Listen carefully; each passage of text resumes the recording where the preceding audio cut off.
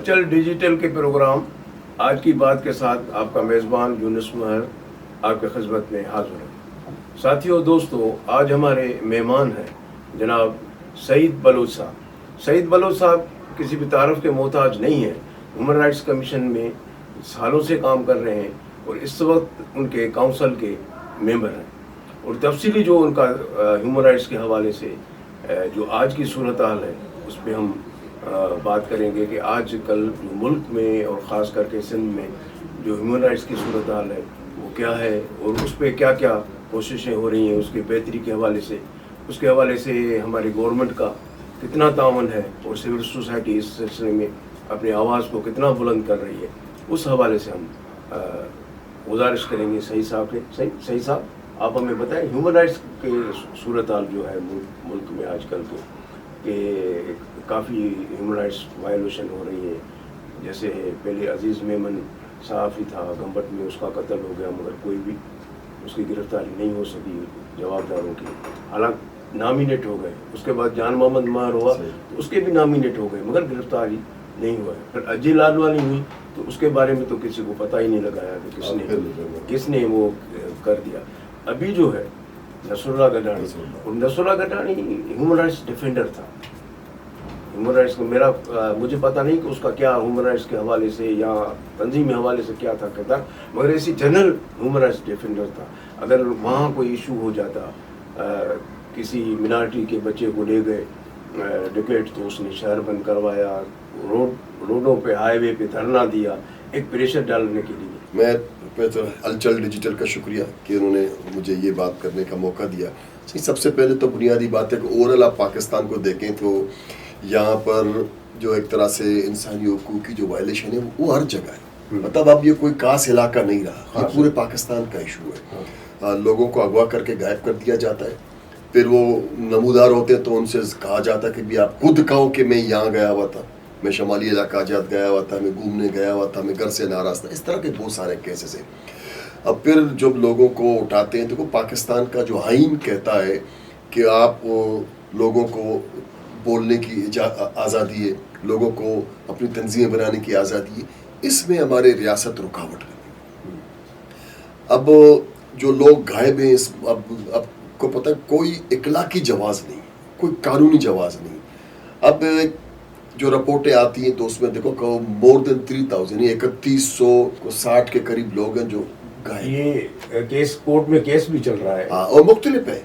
اور ابھی دیکھیں میں ابھی آپ کو تازہ بتا دوں کہ اب تو صرف کراچی کی جو کیس آئے وزارت داخلہ سندھ نے جو ہائی کورٹ میں رپورٹ جمع کیے اس کے مطابق 239 لوگ کراچی سے صرف غائب. کراچی شہر کے جی بالکل. لوگ ہمیشہ فریادی ہیں. میں کورٹ میں کبھی کبھی جاتا ہوں، چیک کر دیکھتا ہوں ریاض علی پوتوں کے عدالت میں، تو وہاں لوگوں کی جو فریاد ہے. لیکن میں بس لگتا ہے ایسے کہ کبھی کبھی وہ جو فیصلے ہوتے ہیں وہ پروٹوٹائپ ہوتے ہیں، جی اس کو جلدی ریکور کریں، یہ کریں، تو سارا ایک طرح سے پریشر ہوتا ہے پولیس پہ، انتظامیہ پہ. لیکن سب کو پتہ ہے کہ یہ اس کو کیسے غائب کیا گیا اور کون لوگ پیچھے تھے.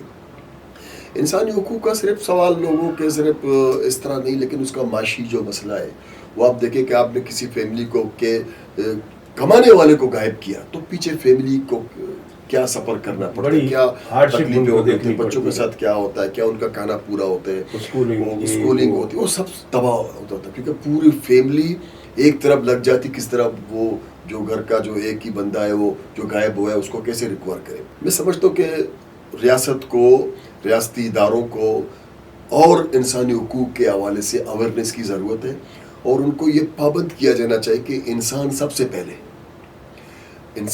پہلے یہ حکومتیں، یہ ادارے، یہ بات کی بات ہے. ابھی آپ دیکھیں جب میں ماہی گیروں کی بات کروں تو آپ حیران رہ جاؤ گے کہ یہاں پر جو انڈین ماہی گیر بیچارے پڑے ہوئے ہیں وہ سال پڑے ہوئے.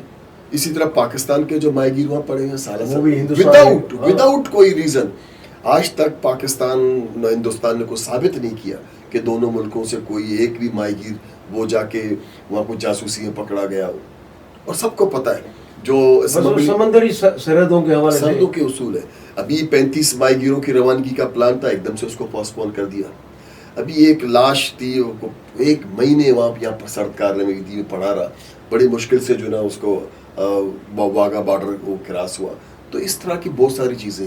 میں روزگار کی بات آپ کو بتا دوں کہ اس ملک میں مزدوروں کو منیمم جو ویج کی بات ہوتی ہے 32,000 آ گئی ہے, لیکن میں آپ کو پریکٹیکلی بتا دوں وہ لوگوں کو ابھی تک 15,000 17,000 18,000 ملتے ہیں. تو یہ جو انسانی حقوق کی جو وائلیشن ہے, اسی لیے کہ جو شخص 15-20,000 گھر لے جائے گا تو وہ کیا اپنے بچوں کو لائے گا, کیسے اسکولنگ کرے گا, تو وہ کسی کو نظر نہیں آتی. مجھے افسوس ہے کہ یہ سارے جو ہمارے ٹی وی چینل ہیں, ہمارے پارلیمنٹ ہے, ہمارے نمائندے ہیں, وہ اس پر کوئی سنجیدگی سے بات نہیں کرتے. اب سیاسی طور پر جو بھی لوگ مخالف ہیں, چاہے کوئی بھی ہو, آپ کو مخالفین کو کیس لگا کر, یعنی ان کو بس کوار کرنا ہے, ان کی ساری زندگی لائف کو کیسوں کے چکر میں ڈالنا ہے. اور عدالتوں کا حال یہ کہ آپ جائیں گے تو روز آپ کی حاضری لگتی ہے. تو بے شمار ایسے سیاسی کارکن ہیں جو انسانی حقوق کے لیے کام کرتے ہیں, ان پر مختلف قسم کے جھوٹے مقدمات قائم ہیں تاکہ وہ عدالتی چکر سے ہی پھنسے رہیں. اسی طرح آپ دیکھیں کہ ابھی سیاسی طور پر آپ کو پی ٹی آئی سے یا باقی لوگوں سے اختلاف ہو سکتا ہے, بالکل اختلاف ہو سکتا ہے, ان کے طریقہ کار سے اختلاف ہو سکتا ہے, لیکن بحیثیت پاکستانی یہ ان کا رائٹ ہے کہ اس ملک پہ رہیں, سیاست کریں, اپنی بات آگے لے جائیں, اپنی پارٹی بنائیں. یہ تو کانسٹیٹیوشن رائٹ ہے, اس کو بھی روکا جاتا ہے. کوئی جرم کرتا ہے تو اس کو کورٹ آف لا میں پیش کیا جاتا ہے. سر من بنیادی بات ہم کہتے ہیں کہ اگر آپ سمجھتے ہو کہ کوئی مجرم ہے, کسی نے کوئی جرم کیا, تو اس کو غائب کرنے کا کوئی اخلاقی اور قانونی آئینی جواز نہیں ہے. آپ کے پاس ثبوت ہے, آپ اس کو اس کورٹ میں پیش کریں, کیونکہ اگر مجرم نے کوئی جرم کیا ہے تو اس کو یہ کورٹ سزا دے گی, اور کورٹ سزا دیتی ہے. آپ جا کے جیل دیکھیں, جیل بھرے ہوئے سزا اب تک قیدیوں سے. اس کا مطلب ہے کہ انہوں نے کوئی جرم کیا ہے. اگر جرم نہیں کیا تو اس کو باعزت بری ہونا چاہیے, اس کو اپنے خاندان کے ساتھ رہنا چاہیے, اور معاشرے کے ایک بہتر ماحول کے ساتھ اس کو آزادی کا اظہار کرنا چاہیے, نہ کہ آپ اس کو سالوں غائب کر دیں. پر یہ جو فورس کنورژن تھا, بچیوں کا اغوا ہو جاتا تھا, خاص کر کے مائنارٹیز کا, پھر اس کے بعد وہ بیائی جاتی تھی, تو اس کی اب کیا صورتحال ہے؟ کافی کمی ہوئی ہے اس میں؟ سر اس میں کوئی کمی نہیں ہوئی. یہ اب کبھی ایسا ہوتا ہے کہ جب وہ ایک کوئی پوسٹ کنورزیشن کا معاملہ آتا ہے تو ذرا سول سوسائٹیز پہ آواز اتارتی ہے, تو پھر پارلیمنٹ میں ادھر ادھر جب لوگ آتے ہیں تو وہ جو کنورزیشن کرنے والی جو فیکٹری ہے وہ تھوڑے خاموش ہو جاتے ہیں, تھوڑی دیر انتظار کرتے ہیں. جب معاملہ ٹھنڈا ہوتا ہے پھر کسی نیانی پہ جا کے ہاتھ ڈالتے ہیں, نیا کیس بناتے ہیں. اب یہ پریا کماری والا معاملہ آپ دیکھ لیں, سب کہتے ہیں کہ کس کے گھر میں اور کہاں ہے, لیکن وہ ریکور نہیں ہو رہا ہے. اور میں شاباش دیتا ہوں وہ تمام لوگوں کو جو ہر ہفتے اس کے لیے جو ہے احتجاج کرتے ہیں, پریس کلب کے سامنے بیٹھتے ہیں. تو سول سوسائٹی اپنا جو کردار ہے وہ ادا کر رہی ہے. اب کردار ادا کرنا ہے یا کی سیاسی جماعتوں کو, یا کی پارلیمنٹ کو, اور یا کے اداروں کو. یہ جو صحافیوں کے حوالے سے میں نے گزارش کی, تو اس حوالے سے کیا کوئی پیش رفت؟ نہیں بالکل سر, میں آپ کو بتا دوں, ابھی ہیومن رائٹس کمیشن نے اس پر جو ہے نا اس کی مذمت بھی کی, دکھ کا اظہار بھی کیا. ہمارے چیئرپرسن اسد اقبال بٹ نے اس پر پریس ریلیز بھی جاری کی. لیکن بات پھر یہی ہے کہ پچھلے جتنے واقعات ہوئے, ہم نے جان محمد مہر کے حوالے سے کراچی سے لے کر کشمیر ہر جگہ احتجاج ہوا, لوگوں نے کینڈل وجل کیے, لوگ احتجاج کیے, لیکن اس کے قاتل گرفتار نہیں ہوئے. تو ہم اب سمجھتے ہیں کہ اگر آپ نے جان محمد مہر کے قاتل گرفتار نہیں کیے تبھی جو نا یہ نصر اللہ جو نا گھٹانی کا واقعہ ہوا. اگر پچھلے قاتل پکڑے جاتے تو یہ نیا سزا ہو جاتی, تو کم سے کم تو یہ ایک مثال قائم ہو جاتا. جی کہہ رہے کہ وہ تو کچے میں بھاگ گئے. ہاں نہیں بالکل سب کچے اور پکے, تو وہ بھی تو پاکستان میں ہے. ہاں نہیں, سب کو پتہ ہے کچے کے ڈاکو کون ہے, پکے کے ڈاکو کون ہے, اور ان کے سپورٹر کون ہے. تو ہم چاہتے ہیں کہ اس ریاست کو ایز اے ریاست رہنا چاہیے, اس کو آئین کے تابع ہونا چاہیے, تبھی یہ ملک آگے جائے گا, تبھی اس ملک کے لوگ خوشحال ہوں گے. ورنہ یہ ملک عام غریب لوگوں کے لیے دلدل سے کم نہیں.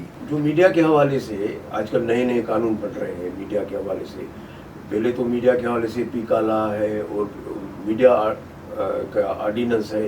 اب پنجاب گورنمنٹ میں اور ایک لا آ رہا ہے, اور وفاقی گورنمنٹ میں بھی گورنمنٹ کوشش کر رہی ہے کہ ڈیجیٹل میڈیا کے خلاف یا یہ سوشل میڈیا جو ہے اس کے حوالے سے بھی کوئی ریگولیشن کرے. سر ایک تو میں بات بتاتا ہوں, یہ کوئی بھی قدغن لگا اس پہ کامیاب نہیں ہوں گے. لیکن میں ان سیاسی جماعتوں سے بالکل سوال کرتا ہوں کہ جب آپ اپوزیشن میں ہوتے ہو تو آپ ان تمام قوانین کی مخالفت کرتے ہو, جب آپ حکومت میں آتے ہو تو آپ کی کیا مجبوریاں ہوتی ہیں کہ آپ وہی قانون بنانے کی کوشش کرتے ہو جو پچھلی مرتبہ آپ جب اپوزیشن میں تھے اس کی مخالفت کی تھی. تو میں سمجھتا ہوں کہ آپ کو اپنا کلیئر ویژن رکھنا چاہیے. جب آپ اپوزیشن میں ہو تب بھی آپ کی ایک بات ہونی چاہیے, جب آپ حکومت میں ہو تب بھی آپ کی ایک بات ہونی چاہیے. یہ دو طرفہ لوگ سمجھ جاتے ہیں, اور میڈیا پہ جس ملک میں جس معاشرے میں قدغن لگتا ہے تو وہ معاشرے بگاڑ کی طرف جاتے ہیں, بہتری کی طرف نہیں جاتے. دوستوں ساتھیوں, آپ نے سعید صاحب کی باتیں سنی. سعید صاحب نے جو ہیومن رائٹس کے حوالے سے سارا سینڈرو بنتا ہے اس کی ڈیٹیل میں بات کی ہے, اور ہم بھی امید کرتے ہیں ریاست پاکستان سے, حکومت پاکستان سے, سیاستدانوں سے کہ وہ اس سلسلے میں سول سوسائٹی کی باتیں سنیں اور اس پہ جو ہے اس سارے ماحول کی بہتری کے لیے کوشش کریں. تو میرے خیال میں یہ ملک کی یکجہتی کے لیے اور ایک ملک پاکستان کی استحکام کے لیے بہت زیادہ بہتری ہوگی. اور ہم ہمیشہ جب بھی بات کرتے ہیں تو ہم بہتری کی بات کے طرف جاتے ہیں, یہی سوچ کے بات کرتے ہیں کہ یہ صورتحال کو کس طریقے سے بہتر کیا جائے, کیونکہ جب تک اس ملک کے اندر کشیدگی ہوگی, لوگوں کے انسانی حقوق محفوظ نہیں ہوں گے تو یہ ملک ترقی نہیں کر سکتا. ملک تب ترقی کرے گا جب انسان ترقی کرے گا, ہمارا اس ملک کا شہری ترقی کرے گا تب بھی ملک ترقی کرے گا. اور انشاءاللہ کل ایک دوسرے پروگرام کے ساتھ آپ کی خدمت میں حاضر ہوں گے. تب تک آپ اجازت دیں اپنے میزبان یونس ماہر کو. اللہ نگہبان.